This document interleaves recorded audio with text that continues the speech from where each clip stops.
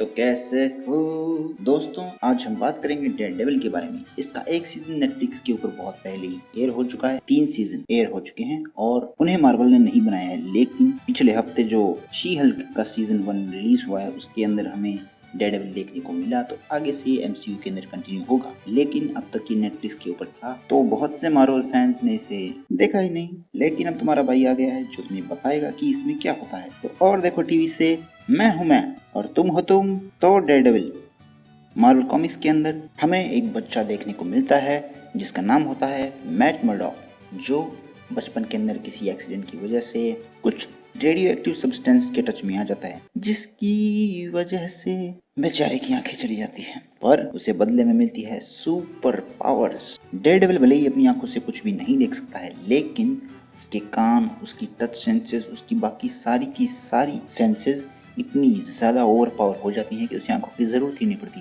और वो हर वक्त अपने आसपास के बहुत बड़े एरिया के अंदर हर एक छोटी से छोटी चीज़ को सेंस कर सकता है। साथ ही उसके पास है सुपर स्ट्रेंथ, अजिलिटी और उसके साथ साथ एकोलोकेशन, जो काफ़ी हद तक स्पाइडरमैन के स्पाइडर सेंस की तरह काम करता है, जिसकी वजह से आने वाले लगभग किसी भी खतरे को वो पहले से ही भांप लेता है। यहाँ तक कि कॉमिक बुक्स के अंदर ये भी बताया गया है कि मैट मर्डॉक यानी डेयरडेविल की सेंस इतनी ज़्यादा पावरफुल हैं कि अगर उसके आसपास कोई टेलीपोर्टेशन के थ्रू आने वाला हो तो उसके एनवायरनमेंट फाइबर के अंदर होने वाले हल्के से चेंज को महसूस करके वो ये बता सकता है कि कोई यहाँ पे आने वाला है। लेकिन इसके अलावा उसके पास लड़ने की बहुत सारी एबिलिटीज है जो वो अपने मास्टर स्टिक से लेता है, जो खुद भी एक अंधा आदमी है और उसकी बैक स्टोरी पे हम नहीं जाएंगे। और हाँ, इस कैरेक्टर को भी नेटफ्लिक्स की सीरीज के अंदर इंक्लूड किया गया था और यार बुड्ढे की क्या बॉडी है सच में। तो वापस टॉपिक के ऊपर, डेयरडेविल की जो नेटफ्लिक्स सीरीज है उसके अंदर कॉमिक बुक्स को काफ़ी अच्छे से अडेप्ट और रीअरेंज करने के बाद हमें उसके 3 सीजन्स दिखाए गए हैं, जिसके अंदर डेयरडेविल की बॉर्न अगेन कॉमिक्स को अडेप्ट किया गया है, लेकिन उसके अंदर छोटे मोटे चेंजेस भी किए गए हैं।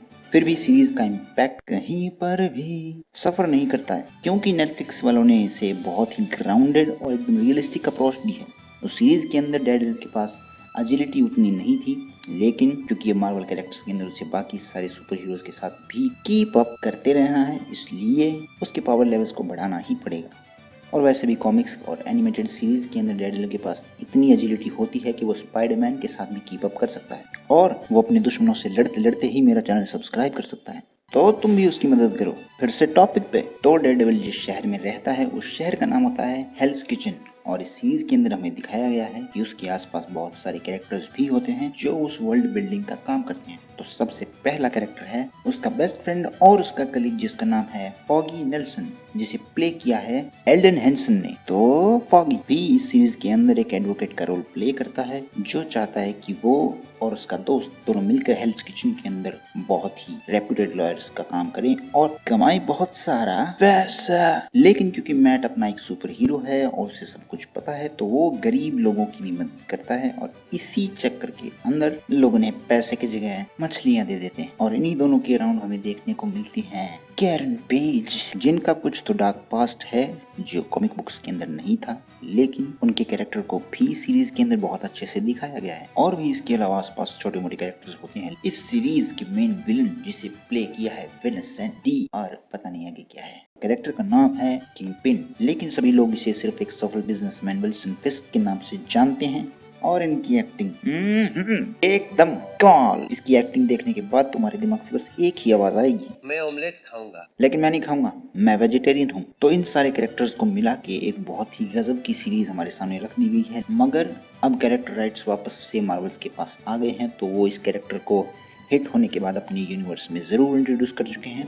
और अब उन्हें एक नई सीरीज शुरू करनी है जिसका नाम बताया जा रहा है डेयरडेविल बॉर्न अगेन। लेकिन यहाँ पे झोल क्या है? झोल ये है कि इस सीरीज को नेटफ्लिक्स ने पहले ही अडैप्ट कर लिया है, तो शायद से वो लोग इसका नाम बॉर्न अगेन बता रहे हैं, लेकिन इसके अंदर हमें वो सेम स्टोरी देखने को नहीं मिलेगी। रूमर्स की माने तो इसे स्पाइडरमैन के साथ टीम अप किया जा सकता है, और ऐसा भी कहा जा रहा है कि एको की सीरीज में भी इसका थोड़ा बहुत इम्पोर्टेंट रोल होने वाला है। तो अब इस कैरेक्टर के ऊपर बोलने के लिए मेरे पास कुछ बचा नहीं है, तो फिर तुम करो सब्सक्राइब, तुम करो लाइक और शेयर।